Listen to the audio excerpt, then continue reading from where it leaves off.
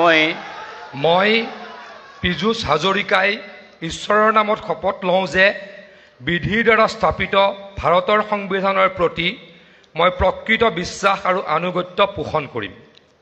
মই ভাৰতৰ সাৰ্বভৌমত্ব আৰু অখণ্ডতা অক্ষুণ্ণ ৰাখিম।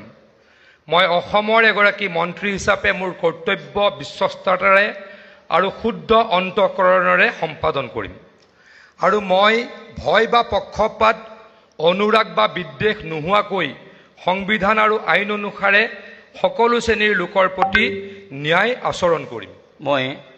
মই পীযুষ হাজৰিকাই ঈশ্বৰৰ নামত শপত লওঁ যে অসমৰ এগৰাকী মন্ত্ৰী হিচাপে মোৰ কৰ্তব্যৰ যথাযথ সম্পাদনৰ বাবে আৱশ্যক হোৱাৰ বাহিৰে মই এনে বিষয় যি অসমৰ এগৰাকী মন্ত্ৰী হিচাপে মোৰ বিবেচনাৰ বাবে অনা হ'ব বা মোৰ জ্ঞাত হ'ব তেনে বিষয় মই কোনো ব্যক্তি বা ব্যক্তিসমূহৰ ওচৰত প্ৰত্যক্ষ বা পৰোক্ষভাৱে অৱগত বা প্ৰকাশ নকৰিম।